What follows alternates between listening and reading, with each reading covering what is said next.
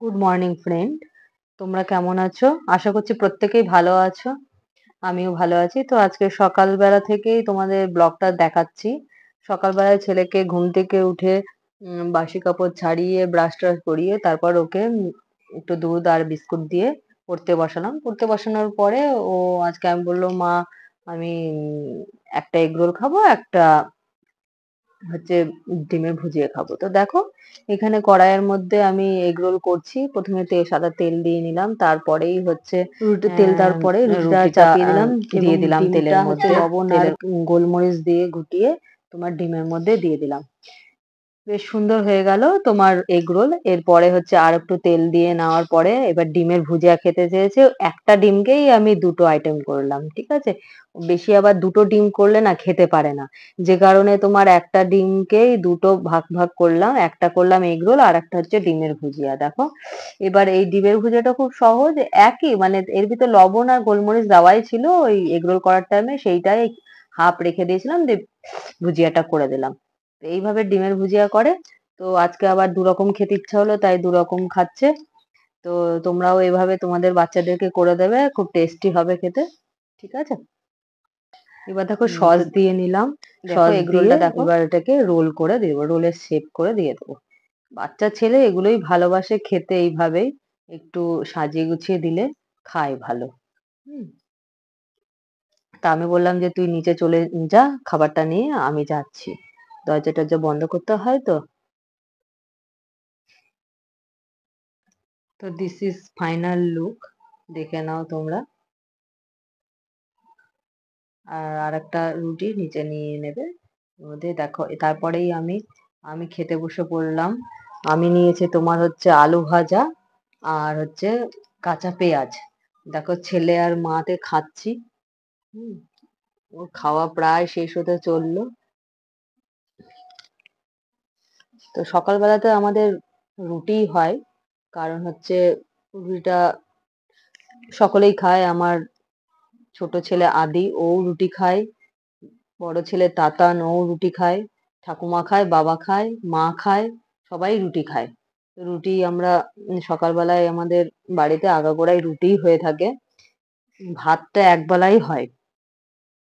তারপর দেখো খাওয়া দাওয়া হয়ে গেল, দিয়ে একটু আড্ডা টাড্ডা মারলাম, নিচে আমাদের অনেকগুলো ভাড়াটিয়া আছে, তাদের সাথে আড্ডা টাড্ডা মারলাম। মারার পর একটু মা ঠাকুর ঘরে পুজো দিতে গেছে, সেই ফাঁকে আমি একটু রান্নাঘর, তো কোনো সময় তো মানে ফাঁকা পাওয়া যায় না, সব সময় সকাল দুপুর রাত মা রান্না করতেই থাকে। তো দেখলাম এই ফাঁকে একটু করে নি। তো দেখো বাবা বাজার করে নিয়ে এসেছে হচ্ছে ওলের ডাঁটা, মিষ্টি কুমড়ো আর হচ্ছে কাঁকরোল। তো এগুলোই হবে আজকে আইটেমে। তা এই কোনা কাঞ্চি গুলো মানে সবসময় তোমার মোছে, মানে সারাদিনে 3 থেকে 4 বার মোছে, কিন্তু কোনা কাঞ্চি গুলো আর মোছা হয় না, সে কারণে আমি একটু ঝাড়টা দিয়ে দিচ্ছি। আর এদিকে আমার ছোট ছেলে আদিও ঘুমিয়ে পড়েছে, তো এই ফাঁকে একটু কাজগুলো করে নিই। তো কাজ করার পরই নিচ থেকে আমি চলে আসব। এই দেখো চলে এসেছি আমি ওপরে, ওপরে এসে ঘরটা একটু মুছছি, যেহেতু উইকেন্ডে একটু এক্সট্রাই কাজগুলো থাকে। তা আগে থেকেই সব ভেবে রাখি, গতকাল রাতেই ভেবে রেখেছিলাম যে খাটের তলাটা একটু পরিষ্কার করব। তো আমার ছোট ছেলে আদি তোমার হচ্ছে ও প্রচন্ড দুষ্টু, এদিক ওদিক সমস্ত খেলনাবাতি ফেলতে ফেলতে পুরো খাটের তলায় তোমার পুরো জমে যায়। তা সেইগুলো ভাবছি আজকে লাঠি দিয়ে সব বের করব। আর খাটের তলাটাও মুছবো। এমনিতে ঘর মুছি, কিন্তু তোমার হচ্ছে খাটের তলাটা রোজ রোজ মোছা হয় না, তো আমি কালকে রাতেই ভেবে রেখেছিলাম যে খাটের তলাটা আজকে মুছবো। মোছার পরে সব জিনিসপত্রগুলো ভেতরে ঢোকানো আছে। একটা জলের বোতল ছিল, সেই বোতলটা তোমার বের করেছি। তারপর তোমার ওর বিভিন্ন রকম খেলনা, সব খেলনাগুলো সব বের করলাম, দেখতেই পাচ্ছ তোমরা। তারপর দেখো ঘর মোছা হয়ে গেল। এবার হচ্ছে তোমার এই লাঠিটা হচ্ছে আমার বড় ছেলে অপু, ও হচ্ছে পেটে যখন ছিল তখন ওর বাবা আমাকে কিনে দিয়েছিল, কারণ আমি বসে বসে ঘর মুছছিলাম, তখন বললো তোমাকে লাঠি দিই তোমার মুছতে সুবিধা হবে। তো সেই থেকেই 8 বছর ধরে এই লাঠিটা দিয়েই মুছছি। তো বহরমপুরে যখন ফ্ল্যাটে ভাড়া থাকতাম, তখন তোমার একদিন ব্যালকনিতে লাঠিটা মেলে দিয়েছি এরকমই ঘর মোছার পরে। তারপর হঠাৎ করে না কিভাবে লাঠিটা ব্যালকনি থেকে নিচে পড়ে গেছে, আর বিভিন্ন রকম পাতা কুড়ানি, কাগজ কুড়ানি, তারপর প্লাস্টিক কুড়ানি সব ছেলেরা থাকে, তারপর পড়ে যাওয়াতে লাঠিটা লাঠিটা হচ্ছে নিয়ে চলে গেছে। আর এদিকে ঝাড়ুটা মানে এই পোছাটা তোমার হচ্ছে রয়ে গেছে।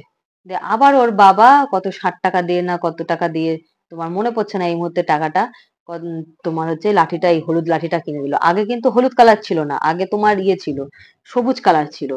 তো এই লাঠিটা আবার এগুলো কিনতে পাওয়া যায় সেটাও জানতাম না, যে লাঠি লাঠি ভেঙে যায়, কিন্তু আমার তো ভাঙেনি, আমার নতুনই ছিল, চুরি হয়ে গেছে। দিয়ে আবার এই লাঠিটা কিনে নিয়ে এসেছিল। তো সেই থেকেই চলছে কাজ। তারপর দেখো স্নান টান করে আমি নিচে চলে এসেছি। তারপর ছেলেকে একটু পড়ালাম, যেহেতু কালকে পরীক্ষা আছে।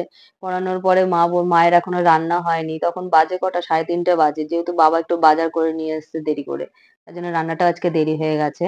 তো এই দেখো একটা কড়াইয়ে মাংসের আলু ভাজছে, আর একটা কড়াইয়ে তোমার হচ্ছে মাংসটা ভাজছে।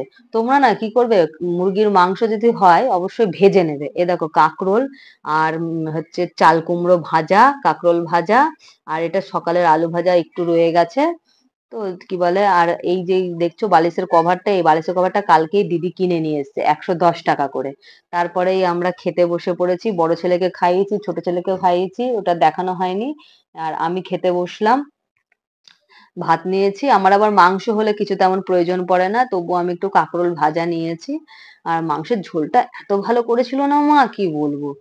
তা মুরগির মাংস হলে সবসময় এরকম তেলে ভেজে নিলে বেশি টেস্ট হয়, আমি যা দেখছি। অনেকে আছে না সব কিছু একবারে দিয়ে বসিয়ে দেয়, তাতে করে একটা স্মেল আসে, বাজে স্মেল। সেটা আমার মনে হয় যেন মাংসটা ভেজে নিলে না বেশি স্মেলটা কেটে যায়। তো যাই হোক, মাংসটা অসাধারণ ছিল। আজকের রবিবারটা জমিয়ে খেয়েছি, এবং এতটাই ভালো লেগেছে যে আমি আবার দ্বিতীয়বার ভাত নিলাম। তারপরে দেখো সন্ধ্যাবেলায় আমার দিদি জামাইবাবু আসলো, আসার পরে বড়টাকে নিয়ে গেল, নিয়ে এইসব কিনে নিয়ে এসছে। দেখো বাইরের এসব খাবার এত খায়, তা বলছে মা আমি 8-9 দিন ধরে খাবো, একদিনে খাবো না। তো বিকালবেলায় আমরা সবাই চা খাচ্ছি, তো চাটা খেয়েই আমরা এখানেই ব্লগটা শেষ করব। তো নেক্সট ব্লগে দেখা হবে, টাটা, বাই বাই।